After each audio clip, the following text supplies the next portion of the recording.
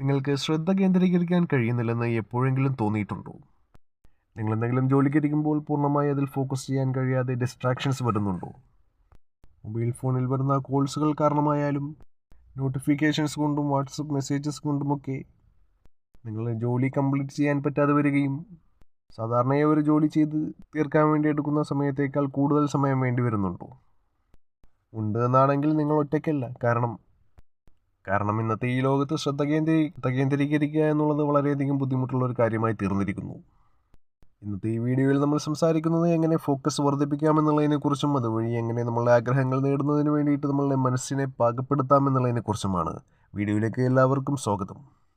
Focusing നിരന്തരമായ പരിശ്രമത്തിലൂടെ ഉണ്ടാക്കിയെടുക്കേണ്ട ഒരു കഴിവാണ്. നിങ്ങൾക്കൊരു വലിയ ലക്ഷ്യം നേടാനുണ്ടെങ്കിൽ, ഉദാഹരണത്തിന് ഒരു വലിയ മത്സര പരീക്ഷയോ അല്ലെങ്കിൽ വലിയ ഹാർഡ് വർക്കിംഗ് ആവശ്യമുള്ള ഏതെങ്കിലും ഒരു സ്ഥാനത്ത് എത്തിച്ചേരണമെങ്കിലോ പൂർണ്ണമായും നിങ്ങളുടെ ലക്ഷ്യത്തിൽ ഫോക്കസ്ഡ് ആയിട്ടുള്ള നിരന്തര പരിശ്രമം ആവശ്യമായി വരും.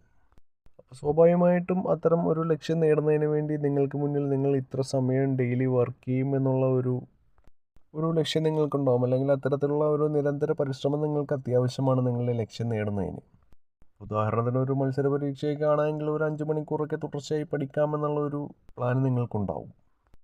അങ്ങനെ ആ പ്ലാൻ പ്രകാരം നിങ്ങൾ മുന്നോട്ട് പോകാൻ ഉദ്ദേശിക്കുന്ന ഘട്ടത്തിലായിരിക്കും 5 മണിക്കൂർ അതിനായി പരിശ്രമിക്കുക എന്ന ലക്ഷ്യത്തോടുകൂടെ നിങ്ങളതിനെ സമീപിക്കുമ്പോൾ ആദ്യം ചിലപ്പോൾ നിങ്ങളൊരു 10 മിനിറ്റ് കൊണ്ട് തന്നെ നിങ്ങൾക്ക് മടുപ്പ് തോന്നിയേക്കാം. നിങ്ങൾ ആ ലക്ഷ്യത്തിൽ നിന്ന് പിന്തിരിയാനുള്ള അല്ലെങ്കിൽ ആ പരിശ്രമത്തിൽ നിന്ന് പിന്തിരിയാനുള്ള സാധ്യതയും ഉണ്ടാവും. വേറെ വല്ല പണിക്കും പോകാൻ നോക്കുന്ന ഒരു സാഹചര്യം ഉണ്ടായേക്കാം. ഇത് എന്തുകൊണ്ടാണെന്നാൽ നിങ്ങളുടെ മനസ്സിന് ഇങ്ങനെ ഒരു പരിപാടി മുമ്പ് പരിചയമില്ല. മനസ്സത് ശീലിച്ചിട്ടില്ല. അപ്പോൾ ശീലമില്ലാത്തൊരു കാര്യം പെട്ടെന്ന് അങ്ങനെ ചെയ്യുമ്പോൾ സ്വാഭാവികമായിട്ടും ഉണ്ടാകുന്ന ഒരു മടുപ്പാണത്. അപ്പോൾ ആദ്യമായി ഇതിനെ മറികടക്കുക എന്നുള്ളതാണ് ആദ്യത്തെ കാര്യം. അതിനായി ഘട്ടം ഘട്ടമായിട്ട് ആ സമയം വർദ്ധിപ്പിച്ചുകൊണ്ടിട്ട്, ഇപ്പോൾ ആദ്യം 1-2 മണിക്കൂറൊക്കെ ഇരുന്നു കൊണ്ടിട്ട് പരിശ്രമിച്ചു കൊണ്ടിട്ട് പിന്നീട് ആ സമയത്തെ വർദ്ധിപ്പിച്ചുകൊണ്ട് അത് 5 മണിക്കൂറിലേക്ക് എത്തിക്കുക എന്നുള്ളതാണ്. പിന്നീട് ആ 5 മണിക്കൂറും തുടർച്ചയായി നിരന്തര പരിശ്രമത്തിലൂടെ മുന്നോട്ട് പോവുക എന്നുള്ളതാണ്. ഇതിന് കത്തുന്ന അഭിലാഷം നിങ്ങളുടെ ഉള്ളിൽ ഉണ്ടായിരിക്കണം. എന്നാൽ മാത്രമേ ഇത് സഹായകമാവുകയുള്ളൂ. ഈ അഭിലാഷത്തിൻ്റെ കുറവ് അല്ലെങ്കിൽ തീവ്രമായ ആഗ്രഹം അല്ലെങ്കിൽ ആ ഒരു ഫയർ ഉള്ളിലുണ്ടായിരിക്കുക എന്ന് നമ്മൾ പറയുമല്ലോ. അതിൽ കുറവുള്ള ആളുകൾ ആ കാര്യത്തിൽ വീക്കാണ് നിങ്ങളെങ്കിൽ നിങ്ങൾക്കൊരു പക്ഷേ അതിന് സാധിക്കില്ല. നിങ്ങളതിൽ നിന്ന് പാതി വഴിയിൽ പിന്തിരിയാനുള്ള സാധ്യത വളരെ കൂടുതലാണ്. ലക്ഷ്യത്തിൽ അവസാനം വരെ ഉറച്ചു നിൽക്കുക, അതിനെ കത്തുന്ന അഭിലാഷത്തിൻ്റെ അകമ്പടി ഉണ്ടാകുക, ഇതൊക്കെയാണ് വിജയത്തിൽ വേണ്ടതായിരിക്കുന്ന പ്രധാനപ്പെട്ട കാര്യങ്ങൾ. രണ്ടാമതായിട്ട് പറയാനുള്ളത് ലക്ഷ്യത്തിന്മേൽ ക്ലാരിറ്റി ഉണ്ടായിരിക്കുക എന്നുള്ളതാണ്.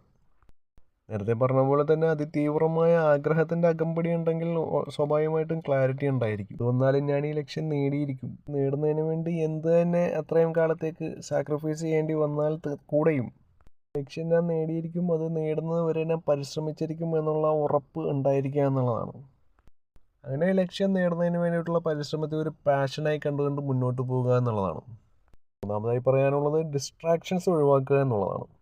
നിങ്ങളുടെ ലക്ഷ്യം നേടുന്നതിനായി പരിശ്രമിക്കാൻ ഉദ്ദേശിക്കുന്ന ഇടം അല്ലെങ്കിൽ നിങ്ങളതിനു വേണ്ടി വർക്ക് ചെയ്യാൻ ഉദ്ദേശിക്കുന്ന സ്ഥലം, അവിടെ നിങ്ങൾക്ക് മറ്റൊരു വിധത്തിലുള്ള ശല്യങ്ങളും ഇല്ലാതെ നിങ്ങൾ മാത്രമായി ഏകാഗ്രമായി നിങ്ങൾക്ക് അവിടെ ഇരുന്നുകൊണ്ട് നിങ്ങളുടെ പരിശീലനവും പരിശ്രമവും മുന്നോട്ട് കൊണ്ടുപോകാൻ വേണ്ടിയിട്ട് കഴിയുന്ന ഒരു ഇടമായിരിക്കണം. അവിടെ യാതൊരു തരത്തിലുള്ള ശല്യങ്ങളും ഉണ്ടാകാൻ പാടില്ല. നിങ്ങളെ ശ്രദ്ധ തിരിക്കുന്ന യാതൊരു വിധ ഘടകങ്ങളും അവിടെ ഉണ്ടാകാൻ പാടില്ല.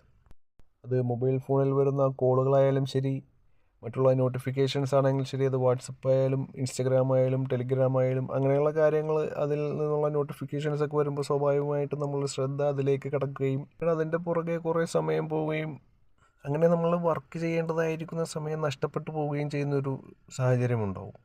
അപ്പോൾ അതിനെയൊക്കെ കംപ്ലീറ്റ് ആയിട്ട് ഒഴിവാക്കിക്കൊണ്ട് ഡിസ്ട്രാക്ഷൻസിനെ പൂർണ്ണമായും ഒഴിവാക്കിക്കൊണ്ട് മുന്നോട്ട് പോവുക എന്നുള്ളതാണ്. നാലാമതായി നിങ്ങൾ വർക്ക് ചെയ്യുന്ന സ്ഥലം എപ്പോഴും നിങ്ങളുടെ ലക്ഷ്യത്തെ ഓർമ്മിപ്പിക്കുന്നതായിരിക്കണം. നിങ്ങൾ മത്സര പരീക്ഷയ്ക്ക് പഠിക്കുന്ന ഒരു വ്യക്തിയാണെങ്കിൽ അതുമായി ബന്ധപ്പെട്ട് നിങ്ങളുടെ ലക്ഷ്യവുമായി ബന്ധപ്പെട്ട് നിങ്ങളെ എപ്പോഴും ഓർമ്മപ്പെടുത്തിക്കൊണ്ടിരിക്കുന്നതായിരിക്കുന്ന ഘടകങ്ങൾ അവിടെ ഉണ്ടായിരിക്കണം. സ്വാഭാവികമായിട്ടും നിങ്ങളുടെ ലക്ഷ്യങ്ങൾ എഴുതി എവിടെയെങ്കിലും ഒട്ടിച്ചു വെച്ചിട്ടുണ്ടാവാം. അല്ലെങ്കിൽ പഠനവുമായി ബന്ധപ്പെട്ട പ്രധാനപ്പെട്ട പോയിന്റുകൾ വിസിബിളായ രീതിയിൽ അവിടെ എവിടെയൊക്കെ പേസ്റ്റ് ചെയ്ത് വെച്ചിട്ടുണ്ടാവാം. അത് സംബന്ധമായ ബുക്സുകൾ അവിടെ ഉണ്ടാവാം. അപ്പോൾ എപ്പോഴും ലക്ഷ്യത്തെ ഓർമ്മിപ്പിച്ചു കൊണ്ടിരിക്കുന്നതായിരിക്കണം വർക്ക് ചെയ്യാൻ തിരഞ്ഞെടുത്തിട്ടുള്ള സ്ഥലം എന്നുള്ളതാണ്. അഞ്ചാമതായി കൃത്യമായ പ്ലാൻ ഉണ്ടായിരിക്കുക, എന്നിട്ട് ആ പ്ലാൻ പ്രകാരം മുന്നോട്ട് പോവുക എന്നുള്ളതാണ്. ഡെയിലി ആ പ്ലാൻ പ്രകാരം തന്നെ വർക്ക് ചെയ്യുക, അങ്ങനെയൊക്കെയുള്ള കാര്യങ്ങളാണ് അഞ്ചാമതായിട്ട് പറയുന്നത്. 6 മൾട്ടി ടാസ്കിങ് ഒഴിവാക്കുക. അതായത് ഒരേ സമയത്ത് 2 പ്രവൃത്തികൾ അല്ലെങ്കിൽ അതിൽ കൂടുതൽ പ്രവൃത്തികൾ ഒരേ സമയം ചെയ്യുന്ന പരിപാടി ഒഴിവാക്കുക എന്നുള്ളതാണ്. നിങ്ങളൊരു മത്സര പരീക്ഷയ്ക്ക് പഠിക്കുന്ന ഒരു വ്യക്തിയാണെന്നുണ്ടെങ്കിൽ ആ സബ്ജക്റ്റ് പഠിക്കുന്നതിനിടയിൽ തന്നെ വേറെ ഏതെങ്കിലും പ്രവൃത്തി ചെയ്തുകൊണ്ട് പഠിക്കാൻ ശ്രമിക്കുക, അല്ലെങ്കിൽ ഫോണിൽ സംസാരിച്ചുകൊണ്ട് വായിക്കാൻ ശ്രമിക്കുക, അല്ലെങ്കിൽ എഴുതാൻ ശ്രമിക്കുക. ഇങ്ങനെയൊക്കെയുള്ള ഒരേ സമയം 2 പ്രവൃത്തി ചെയ്യുന്ന പരിപാടി ഒഴിവാക്കുക എന്നുള്ളതാണ് മൾട്ടി ടാസ്കിങ് ഒഴിവാക്കുക എന്നുള്ളതുകൊണ്ട് ഉദ്ദേശിക്കുന്നത്. 7ാമതായി ബോഡി മൂവ്മെൻറ്റ് കൊടുക്കുക എന്നുള്ളതാണ്. അതുവഴി ശരീരം ഇടയ്ക്ക് ഇളകുമ്പോഴത്തേക്കും, ഇപ്പം നിങ്ങൾ പഠിക്കുന്നൊരു വ്യക്തിയാണെങ്കിൽ തന്നെ കുറച്ച് സമയം ഇരുന്നുകൊണ്ട് പഠിച്ചു കഴിഞ്ഞാൽ കുറച്ച് സമയം നടന്നുകൊണ്ട് പഠിക്കാം, കുറച്ച് സമയം നിന്നുകൊണ്ട് പഠിക്കാം.